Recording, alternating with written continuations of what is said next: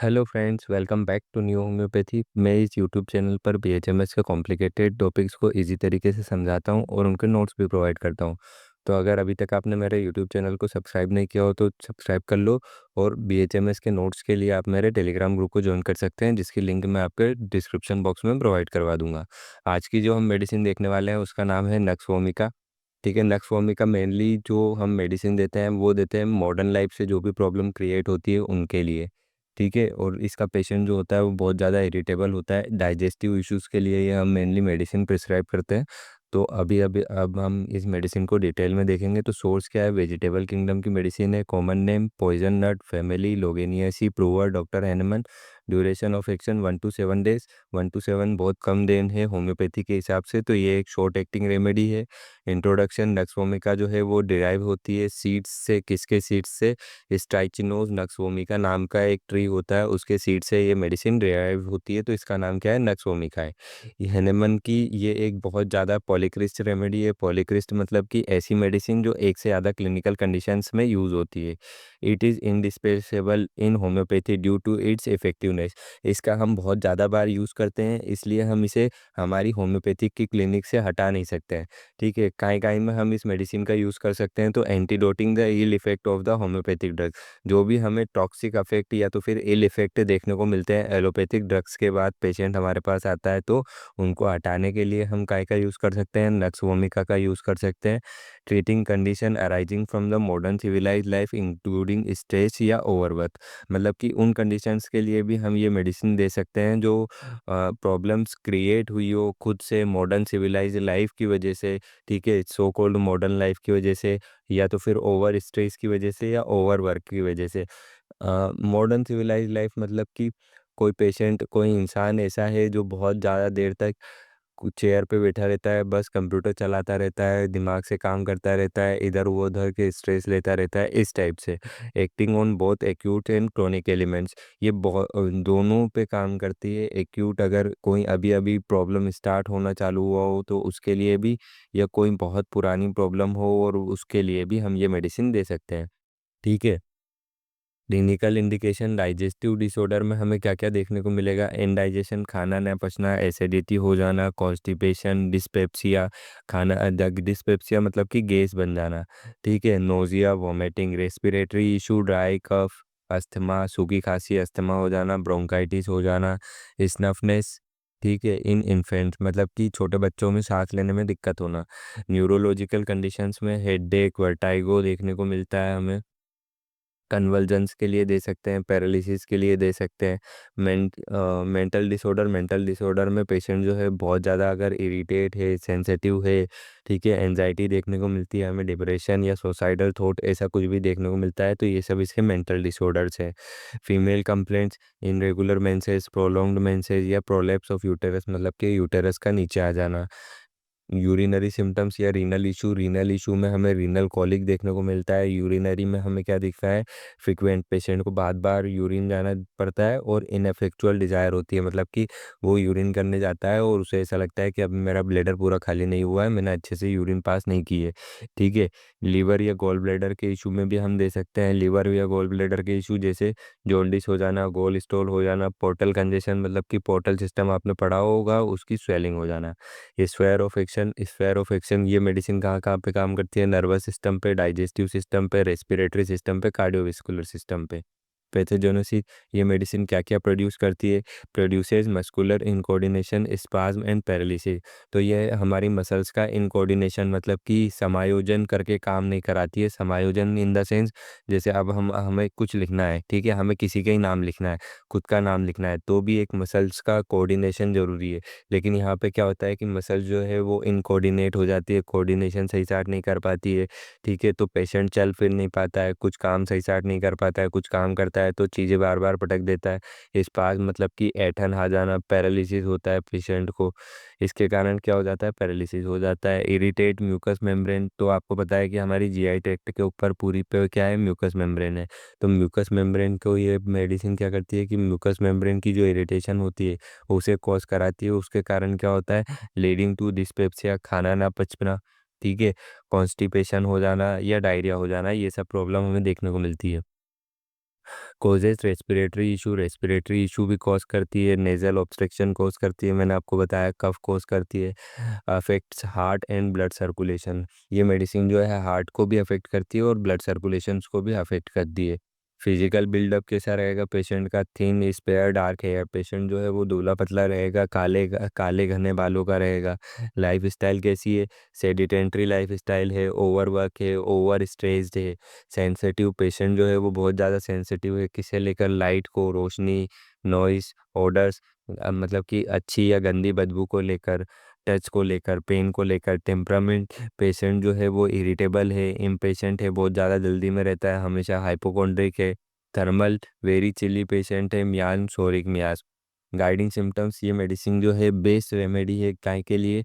Cases drugged bye allopathic, मतलब कि कोई पेशेंट हमारे पास आया है, वो बहुत ज़्यादा टाइम से एलोपैथिक ड्रग ले रहा था, तो उसे हम पहले नक्सोमी का देके उसके सारे जो एलोपैथिक के जो भी सिम्टम्स हैं उन्हें हटाएंगे और उसके पेशेंट को जो है हमें सारे सिम्टम्स देखने को मिलेंगे। ओवर सेंसिटिव जो रहता है पेशेंट काय को लेकर? लाइट को लेकर, नॉइस को लेकर, ऑडर्स को, टच को, कोल्ड या म्यूजिक को लेकर।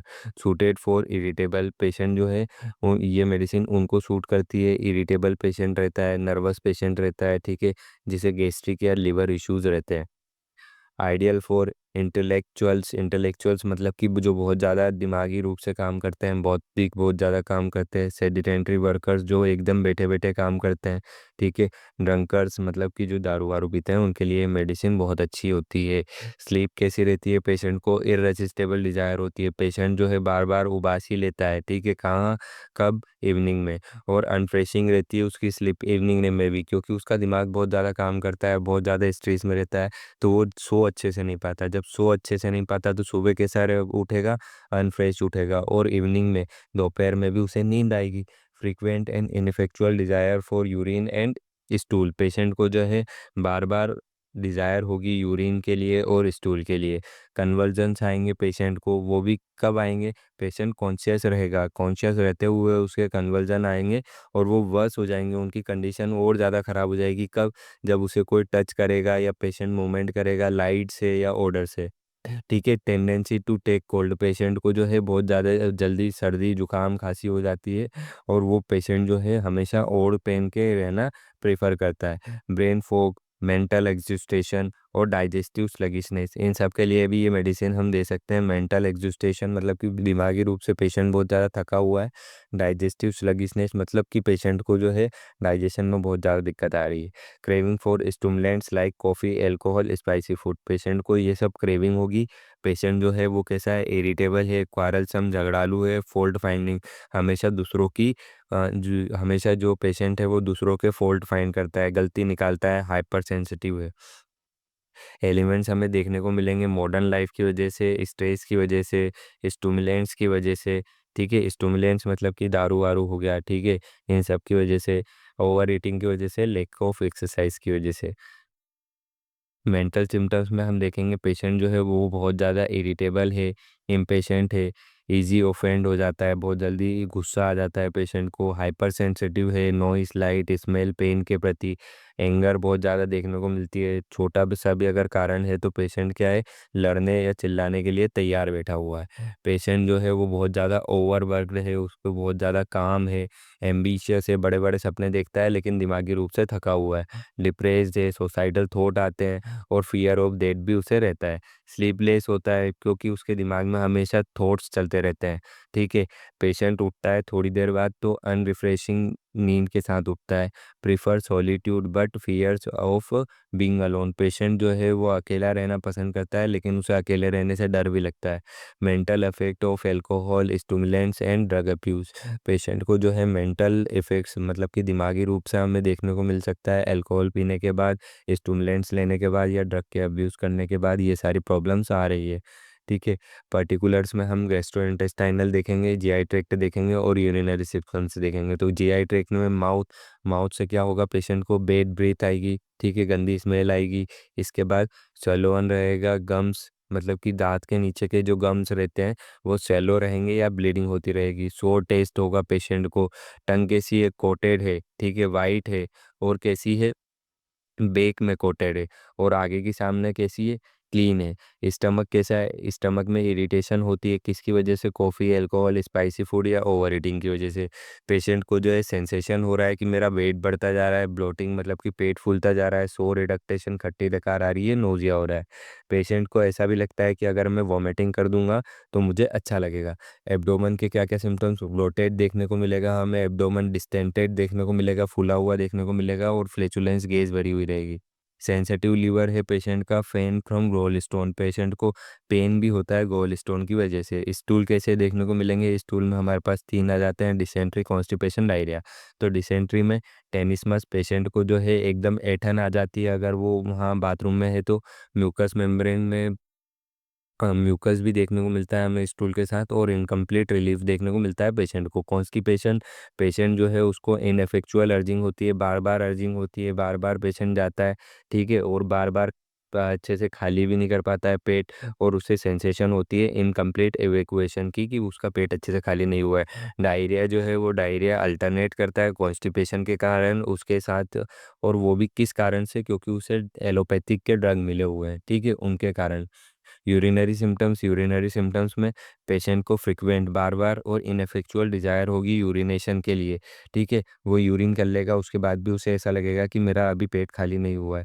Pen extend from genitals to leg, उसे इतना ज़्यादा दर्द होगा कि वो पेन जो है वो जेनाइटल ऑर्गन्स तक भी जा सकता है, और इवन लेग्स में भी स्प्रेड हो सकता है। ब्लड इन यूरिन देखने को मिल सकता है हमें, यूरिन में ब्लड भी देखने को मिल सकता है, वो भी किस कारण हो सकता है, कि पेशेंट को जो है किडनी में स्टोन हो। मॉडलिटीज, पेशेंट को एग्रावेशन कब कब होगी, मॉर्निंग में होगी, मेंटल एग्जर्शन की वजह से, एंगर की वजह से, over eating, cold air, noise, spicy food और नारकोटिक की वजह से। एम्लोरेशन का कब कब होगा, इवनिंग में, लाइंग डाउन, वार्म रूम, ठीक है, जब भी आराम करेगा तब उसे आराम लगेगा, ठीक है, वेदर या रेस्ट की वजह से। डोसेज और पोटेंसी की बात करें तो 30 से 200 हम जनरली देते हैं, कोई सा भी एक्यूट केस रहता है, क्रोनिक में हम 1 या हायर देते हैं। क्रोनिक में हम क्या करते हैं कि फ्रीक्वेंसी को अवॉइड करते हैं।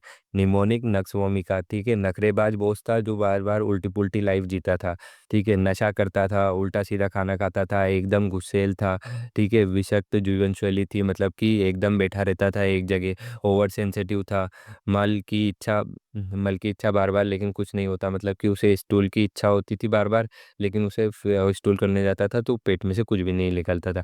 इंसोम्निया, नींद नहीं आती थी, चिल्लाता रहता था, ठीक है, एसिडिटी होती थी या तो फिर अपच होती थी। अगर ये वीडियो आपको अच्छी लगी हो तो अपने दोस्तों के साथ ज़रूर शेयर करना ताकि ज़्यादा से ज़्यादा लोगों की मदद हो सके। Thank you.